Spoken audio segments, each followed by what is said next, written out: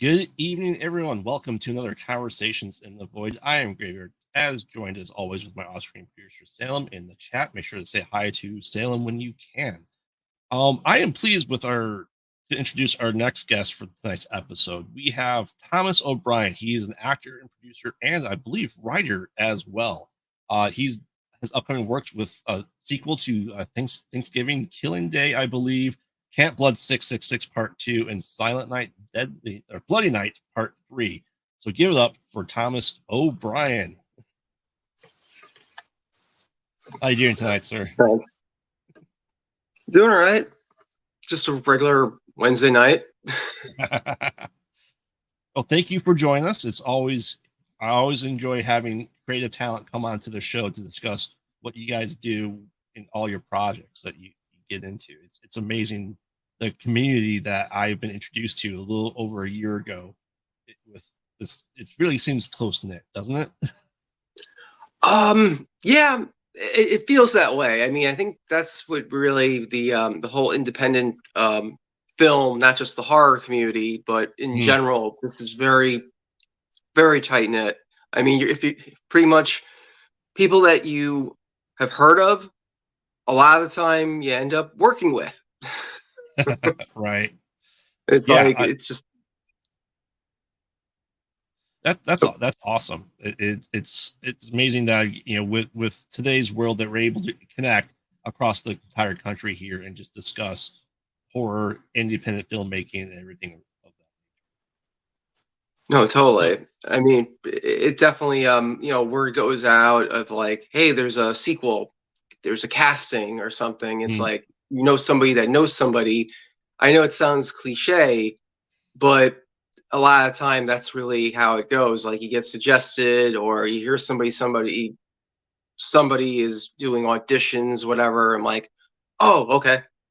And it's a lot of like kind of mini detective work, kind of. I like that. I like that comparison. So with acting or even horror in general, you can see yourself a big horror guy. I've always been a fan of horror, everything from the classics, stuff like the old horror Hammer film, Hammer films from the 60s and 70s, 50s, 60s, and 70s, with Peter Cushing, Christopher Lee, Vincent Price, all that type of stuff. I've always been a big fan of that stuff. Plus, I've also been a fan of, the 60s type of horror stuff too. The 70s genre, as well as cult classics, stuff like that. So it's just, and the 80s, like, movies like Chud. So, oh yeah. It's and as well as your big budget horror films, I enjoy too. It just has to have like a good or entertaining script, story. Oh yeah, for sure. Do you recall what your first horror movie was? I love to hear what people's gateway horror movie is. Oh man, the gateway horror. Shit, man. See, I started doing like a lot of like kind of crime, semi-crime dramas that were sort of like something like Law and Order with like drama, something like just imagine like old Mickey Rourke type of styled like films back in the day that were like dramatic. I fell into that.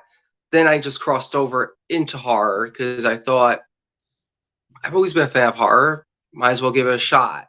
And then I fell into like action thriller. Then I graduated into horror. So I think one of the first real horror films that I did, it was a short film called The Confined.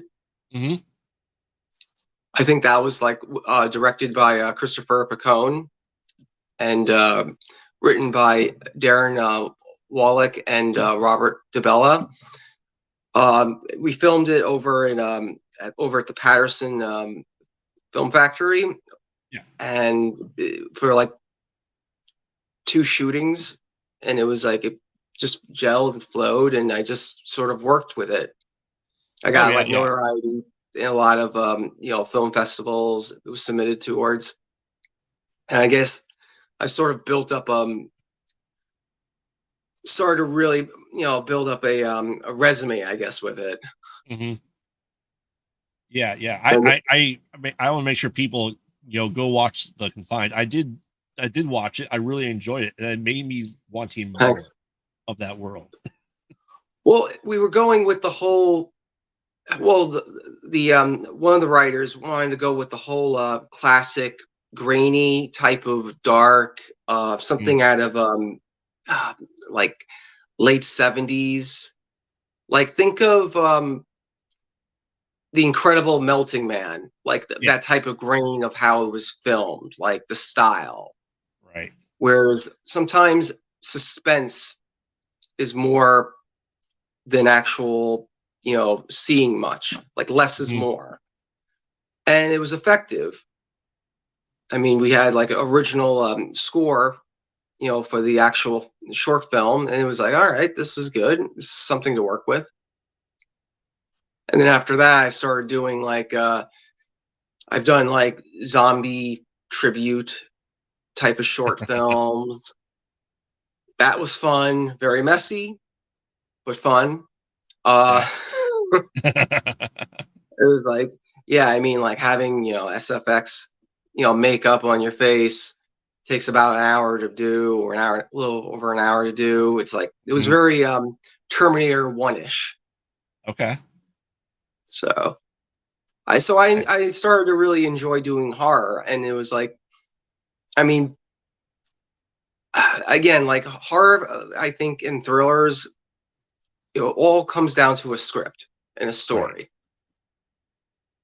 So, I mean, I try to actually, um, uh, like to put out like decent quality at least, or aim to. Right. Right. Now, I mean, so how did you get into acting? It's I looked, you're a little bit about you that you worked in other fields and then you kind of just went into Yeah. acting. How did that Um, come to be? I don't know. Like I was told for a while, you should really, pursue it. I originally was like a film student, Hmm. and then I just got into the whole interest. Some people spotted that an interest, I guess, a knack for acting, and it's like, oh, you should go after it. But of course, reality of, I want to do that, but I want to get certain things, I want to be on track for so-called goals, like Hmm. regular goals, in the so-called job world, you Right. know, career world, whatever you want to call it. And it was like, all right. Um, so I gave it a shot. I just found the time, and I picked up on it, and I just went after it. I just pursued it. And of course, the 2010s was like this revolutionary time period where everything started to become smaller and smaller on the internet, of Hmm. course. And, you know, backstage actors access started to evolve, casting networks, and just growing. Then I started taking a few acting classes down in New York City over at the Producers Club, over by as well as Midtown Manhattan, over at the Barrow Group. I Okay. took some classes there of like character development, and as well as go to industry events. Hmm. They started popping up on my Facebook. Events that like, hey, you're invited. I'm like, Right. really? Who invited me? And then I started going to all these events, and you started meeting people, and you network. And again, it's really like a lot of detective type of work, almost. I mean, you get a lead here. I'm like, yeah, somebody's throwing an audition. You should go for it. It's like, all right, just get the address. Right. And just tracking down auditions, and finding leads and finding out who's a casting director. It's just, and it's tough. I'm not going to lie. It's tough. I mean, and then I was told by peers that have been this for much longer than I, that said the first couple of years for an actor is always the toughest because nobody wants to work with you. You're pretty much fresh out of the box.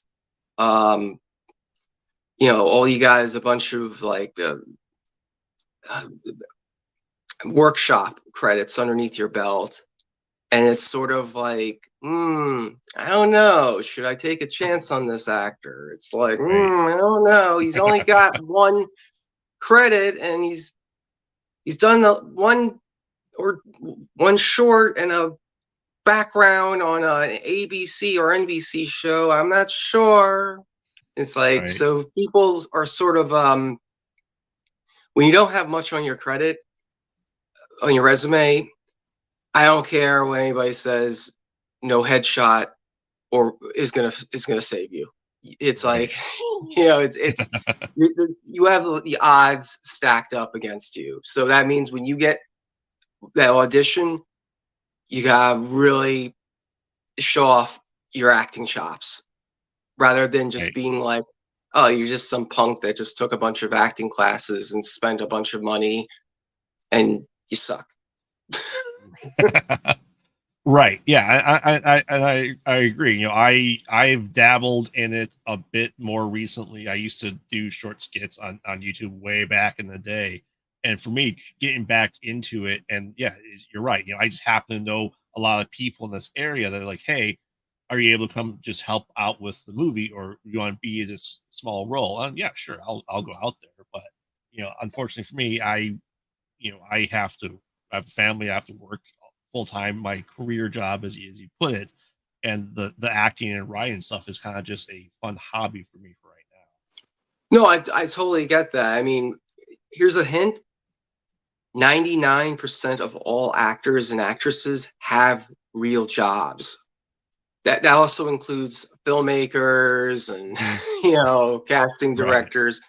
Everybody's got a real job. This is like, for most people, unless if you're in the position like Tom Cruise, where you can throw like $1 billion at a movie and fund your own movie, you got nothing to worry about.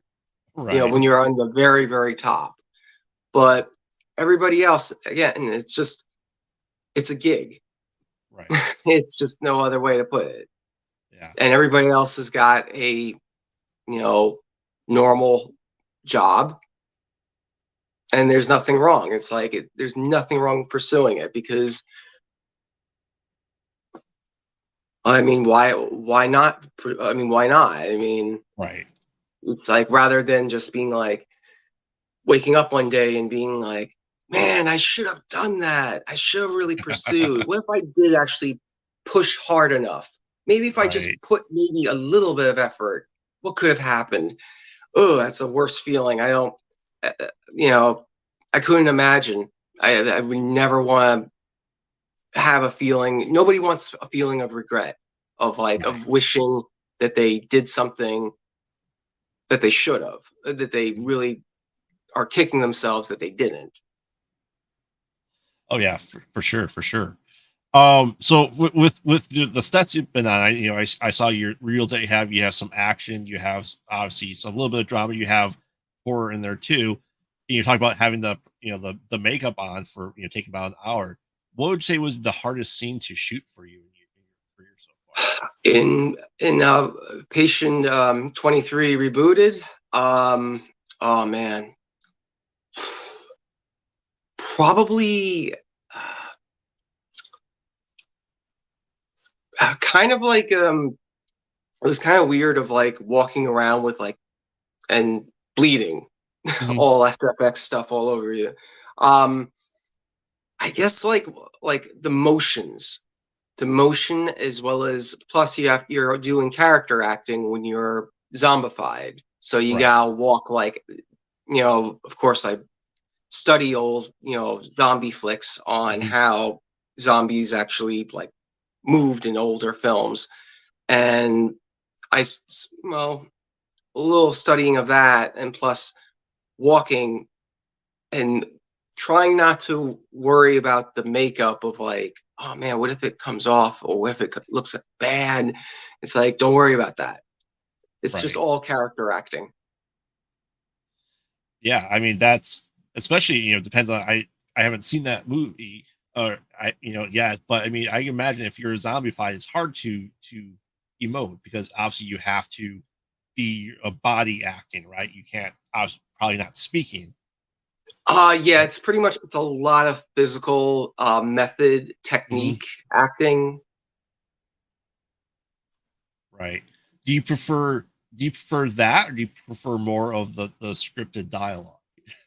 I prefer scripted dialogue. I mean, again, with a zombie type of character, zombified person, you can only do so much. Right. But with an actual script of an actual character that you can give a personality, you got some room to work with, stretch out, as well as, stretch out the character, the personality, all the dynamics of character development. Then that's something to run with. Certain characters like a zombie, you can only do so much with. Right. That's perfectly fair. I think, yeah, dialogue is probably something that I prefer to do too, but I'm okay being a corpse too. I have no issues doing that role. Back in high school when I was doing theater and drama, I would write and direct, but they're like, hey, there needs to be a dead body on stage. I'm like, I'll just do that too. Just lay there. I mean, it. Don't get me wrong. It looks badass. It really does. I mean, in the artistic side, but yeah, I mean, dialogue, everything. That's like that's where any actor wants to really go towards. I mean, don't get me wrong. Playing characters that have like a few words is nice, but when you got characters that really are more interactive, that's much more fun, right, and rewarding. Now, with the dialogue, working in the, what you've done with independent film and stuff like that, do you have a lot of control with your dialogue? Do you get to play around with it a lot as a character development? That really depends on the filmmaker. Sometimes filmmaker is like, okay, I want you to do everything from word to word, and you can put like maybe 5 of your own words into it. I'm like, okay, but it's strictly by the script. Then there are some filmmakers that are like, okay, I want you not to, which is interesting, which is good. I like it. I like it. Whereas take the script, you don't have to go by word, but I want you to transfer all of the everything that you're reading on this page. Pretty much transfer that into your own words. Okay. And make it match the actual script. It's like, okay. And meaning use as many words from you as you want, but imply the script into it. I'm like, okay. Where there's a lot more wiggle room, like more stuff to do with. Right. Now, do you kind of thrive on kind of like the improv side of it, would you say? The improv, yes, because improv is great because you could like how do I put it? You could add elements to the character that not necessarily were there to begin with, or sometimes it gels with the character that you're implying it with. So you're giving this character more of a, I guess it could be edge or personality. And sometimes the filmmaker, director will like that, or sometimes, worse comes to worse, the director can be like, can you cut the character down a little bit with the tone, like bring it down, like less personality. I'm like, okay. Right. So it's like a double-edged sword. Mm-hmm. That's fair. Now, I see that you gotten some writing credits or co-writing with, I think it was Mixer. Wow. Oh, you heard. Wow. Okay, you heard of Mixer. Okay. Wow. I do my research. Okay. All right. All right. Kudos. What was that? What was it like for you? Is that kind of that make you want to write That's still, anymore? I can't really talk much about that. I was told it's still definitely um you know I can't say much about it. All I can say is production is moving forward with it. Mm-hmm. It's right now getting, you know, pretty much, I guess, revving up with it, if that's the Okay. best term. They're pretty much, they're making sure it's getting, it's all finalized and getting ready to go. I mean, we were supposed to film technicality in early 2020, but because the world went through a hellhole Right. for over 2 years, that sort of derailed everything, delayed everything, and the Mm-hmm. process was just to get everything back into orbit, nearly 4 years, and now things are just moving forward with it. So I'm happy. I mean, I'm looking forward to hearing what's going to happen with it. I'm being optimistic, so it's just staying positive. Right. Now, did that make you want to write more as an actor to be able to Well, create your own characters too? I also wrote with, I collaborated writing it with Castor Fagan, Okay. who I worked with this other film that's going to be coming out too of his. It's called Seconds to Kill. It's an action thriller. Mm-hmm. So that'll be coming out soon. It's more of a grindhouse action flick, Oh, okay. action thriller. So it's cool. But yeah, so yeah, we collaborate on writing of Mixer, and it's like it's been a few years now. It's just now everything is just, I guess, coming together finally, because again, the pandemic really shut everything down. Right. For sure. For sure. Now, I one of the posters I used for the thumbnail is with you with Lloyd Kaufman. Now, Yes, especially on Silent Night, Bloody Night 3, right? So, what was that like yes. meeting Lloyd? What was it like? He was cool. He was cool, chill. He definitely he came in there. He's very nice to everybody that I saw, but at the same time, he was there. It was all business. He Mm-hmm. knew exactly. You know, when it came down to a film shoot time, he was ready, and he was, like, let's just do that. Let's do this, and very nice. I can't say there was nothing wrong at all. Nothing Yeah, bad. The guy was very nice to everybody. He was very good to work with. No complaints whatsoever. now, as an actor, I've seen some of the names you've worked with too. Do you ever get starstruck with someone like Lloyd? Well, I mean, I mean, considering I remember watching the short-lived Toxic Crusaders cartoon Mm-hmm. from like 1990, 91 Yep. at like 7 a.m. in the morning on like Channel 11 or something for on Saturday mornings. It was like, all right, this is not the Ninja Turtles, but this is good. And I liked it. I was a fan of it.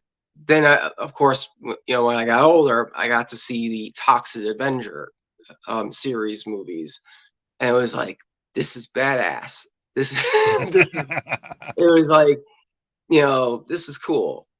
Mhm. And, was it starstruck? It was like, wow, it's like I was just a little I don't know if it's I mean, I wasn't, of course, fanboying or anything, but it was like, Right. hey, this is pretty I always keep it professional. But it Mhm. was like, this is pretty cool. We're working with a horror icon actor Right. as well as founder of Trauma Films. I mean, this was very cool. Oh yeah. I can only imagine. I'd love to meet him. I really would. I've met a Very nice chunk of guy. people in the horror world, but yeah, he's on my bucket list too. He's a very nice guy. I mean, he knows he knows, of course, the business side, Mhm. but as well as being an actor, he definitely takes it seriously, and he's no bull. That's great to hear. Yeah, that's awesome. Now, But it was stay very on. cool to work with. It's always good to work with um, talent that you were a fan growing up, and then you get to work with. It's like it's a little it is nervous. It is Mhm. nerve wracking. There's no doubt about that at all. But when you get to work with you know people that oh my god, I'm working with the guy, the bringer of the Toxic Avenger, Sergeant Kabuki Man. Yeah. Um, you know, I mean, he's pretty much the godfather of independent cult films. Mother's Right. Day, you know, Blood Sucking Freak. He was in the original Silent Night, Bloody Night. Yeah. I mean, from what, 1973, 74? It's Yeah. like, whoa. Now, do you when you work in these sequels? I know you have the Thanksgiving sequel movie that coming out with and Camp Blood 666 as well. Do you go back and watch all the previous entries when you're working in a franchise? Here's all right, here's my whole thing of horror franchises is I think there's a niche for them. There's a niche, Mhm. a niche, and there's a fan base. At the same time, you know, lots of actors have done horror franchises like this. Mhm. Like look at Michael Gross from Yep. Family Ties. He ends up doing the Tremor movies. Right. You know, Jamie Kennedy. He's now doing the Tremor films. Right. So there's a definitely a niche for these type of films. Plus, they're also good for exposure as well as plus, I mean, it's got like there's a whole like community. There's an Mhm. audience for those type of films, and that's good. Yeah. I mean, how many films did like Nev Campbell do with Scream? Right.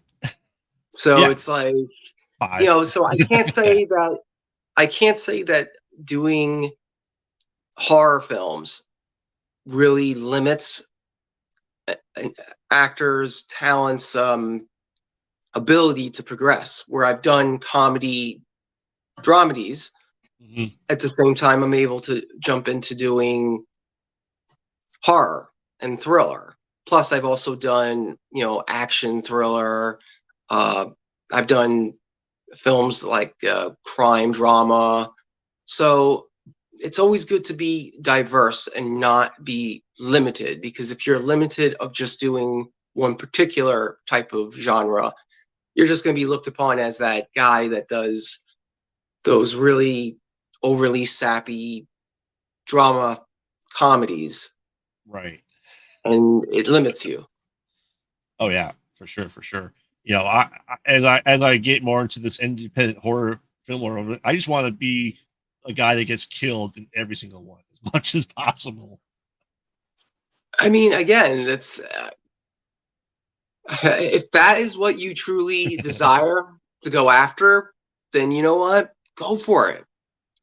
I say go for it. You know, some people, you know, turn their nose of, oh, you know, it's a horror sequel. I will not do horror sequels. Like there are, trust me, I've heard lots of stories where actors and, you know, some actors and actresses, they're so, um, I guess, shrewd of, oh, this is a horror sequel. This is a horror movie. I will not do horror movies. I have a bachelor's degree in acting school for 5 years. I dumped, you know, 60K, 80K on a degree that says I am a bona fide actor.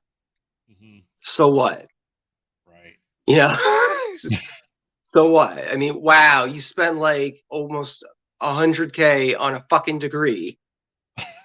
What, to say that you're an actor or an actress? Right. That's it? I mean, and then they get like strung out of, oh, I can't take it. Like I can't seem to land a gig. That's because you're too picky, and your your whole your standards are enormously high that nobody's going to want to work with you because you have too much. Your standards are unbelievably high. I mean, Yeah. I can understand of turning down gigs if you're just being like offered a role to do background. Like that's only to just get your foot in the door. Right. All actors and actresses do background one time or another. You know, but when you have like a resume and you got only like 6, 7 film projects that you've worked on, you know, 6 of them are mostly background and you only have like one supporting role, then yeah, it's a little worrisome because now you can get pigeonholed into being that guy. Right. Like, yeah, I like being that cool guy in at the coffee shop. Right. Yeah, I can definitely see that. So we are time flew by fast for me. I don't Oh know wow. about you. Oh So yeah. let's get into some of these hard questions for you. Okay. What's your favorite scary movie? That's tough. It's tough. Ooh, that's tough. Scariest of movies.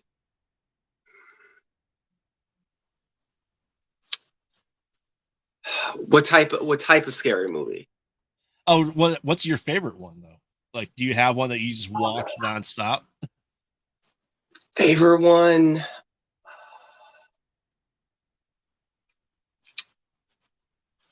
I can't say I have like a favorite one. I'm a big John Carpenter fan. Yes. I'm not gonna say like movies like I mean, one of the scariest. What's the scariest one? It's hard. I have to pass that because there's too many. There's too Yeah. many. All right. Now, being in the world, what do you think is better for a movie? Practical effects or CG effects? Mm. CG. I like FX effects. CG. It depends on the type of CGI. Mm-hmm. If it's slasher styled, then CGI that goes with the actual slasher film, and it gels well, it flows well, Mm-hmm. then it suits it. But if it doesn't, I'm going with SFX. It really depends on the mode of the film. Right. I mean, if you're going with Texas Chainsaw Massacre, SFX all the way. Oh I yeah. mean, I would not want to put CGI into that. No. Yeah, I completely agree. I So mean,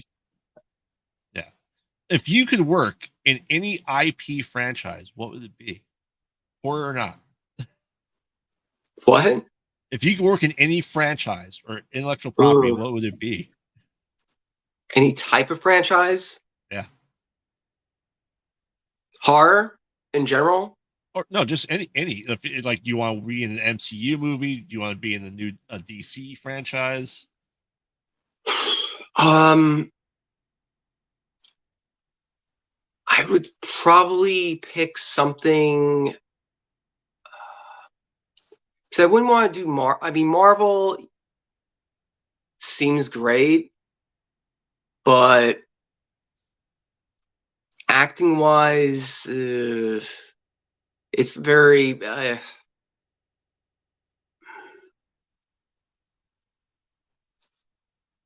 I mean, if I had to choose a franchise, I would probably choose. I'm gonna go with probably the Batman franchise. Any particular character you'd want to play in the Batman franchise?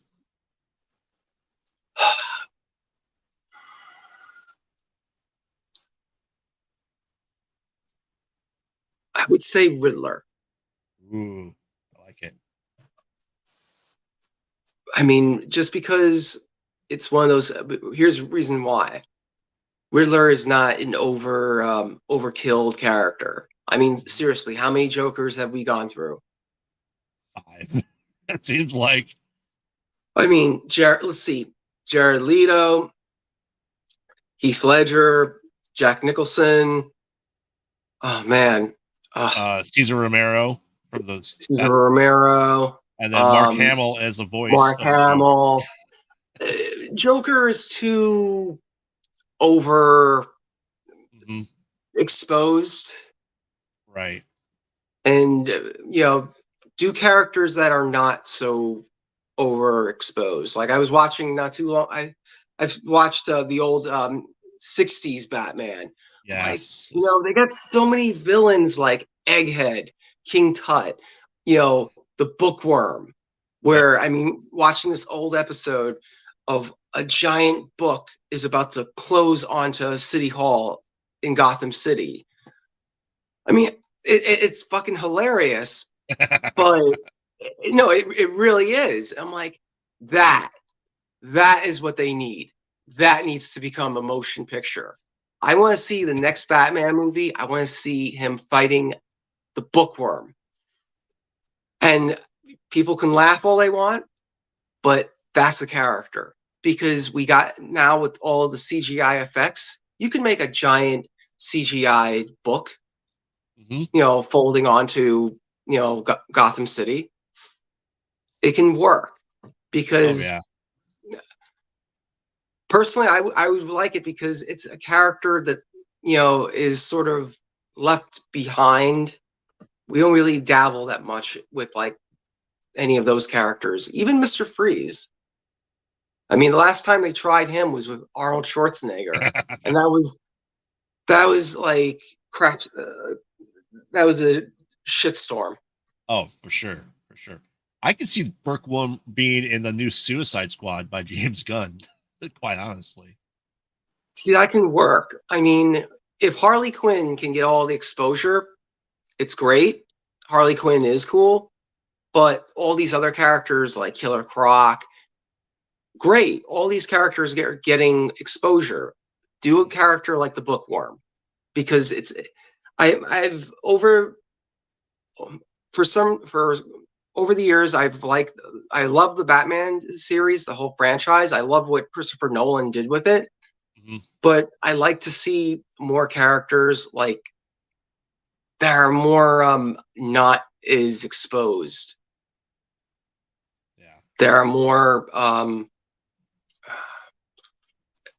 only like the hardcore fans would like, right. or they're not very mostly known. Oh, for sure, for sure. I agree. We don't need another Joker as we're supposedly No, getting. no, we don't need another Joker. I don't want to see another Catwoman. I don't want another background story on Commissioner Gordon. I don't need it. No, we don't. We can go without that. Let's go with more characters that are, like Clayface would be great. Yes. That would be a great character. I mean, I remember watching the old cartoon on Fox 5. Oh man, that was like dramatic and heavy, of like how he couldn't transform back into being a regular man because all that special, Olay cream, whatever, Right. that just made him into this walking putty monster thing. And it was just, wow, this is dark. See, that would go great, in a Batman movie. But will they actually explore that? Probably not. Yeah. Unfortunately. No, we'll get most likely we'll get another Two-Face. We'll get like another Penguin. We'll get those type of characters. Clayface, no. Yeah, that's unfortunate. I loved his character though. So yeah, I remember the '90s cartoons. Love them. And Clayface was a perfect character to bring with that was technology. dark. That was from like 92 to 95. That was dark. That was I was watching that with my wife not too long ago. It was like, she was like, "This is pretty heavy for a kids cartoon." I'm like, yeah, 90s was the shit. Oh yeah, absolutely. As a fellow '90s kid, yeah. I mean, 90s was the shit. I mean, this was some dark, twisted, dramatic stuff, like, and the score, the everything. I would be telling my wife, I'm like, this is what I'd be watching like after school when I got home. Right. All right, Thomas. Any advice for anyone getting into the field of acting and filmmaking? Don't get bent out if you get like no callbacks after like one or two gigs or whatever. Expect to get disappointed and don't expect anything. That's what I've learned. Like, never hold your breath and just walk on. Like, you don't hear a callback? Oh, well. Go to the next gig. Just keep on hitting it. And the key word is perseverance. Be persistent. Don't get bent out and just thinking like, oh, this sucks. This isn't going to go anywhere. Don't think that way. Just it's all for every actor and every actress. It's an expedition. Just look at it that way. Just keep on going. Just move forward and pay no attention to anybody, any of the naysayers that tell you should give up, whatever. Because honestly, that's all they really. It's just 2 cents, BS opinions. Right. Awesome. That is good advice, though. I like it. All right, you ready for your random? One of the best advice I remember quite clearly, a filmmaker said to me, said to everybody about actors and actresses, you guys are braver than most, because you guys are willing to actually go after, audition and do something that nobody else is willing to do, or most are not willing to do, and that is act. So Awesome. You ready for your random horror trivia question? shoot. All right. You should get this one. What is the name of the possessed doll in Child's Play? Chucky. Yes. Give me another one. You want another one? All right. Sure, why not? All right. Who wrote the novella The Hellbound Heart that inspired the movie Hellraiser? Oh, fuck. Oh, okay, that was hard. I don't know. Okay. Clive Barker. Okay. All right. So thank you, Thomas, for joining us. Can you give everyone your social media pluggables? Where can people follow you and find you in your work? Okay. Let's see. At my actor website is actor thomasjobrien.com, and as well as some of my other reels is at Thomas J. I can send it over. All right. Awesome. I do have it in the description. I just want to make sure we give you a chance to plug it yourself and what you do. So anything exciting coming out that you want people to make sure to check out? Not yet, but soon. I know that. Okay. Awesome. Thank you very much, Thomas. And as always, I'm Graveyard. Always appreciative to have people like Thomas on the show. You can follow us on all social media at Pod Out at Night. So make sure to check us out.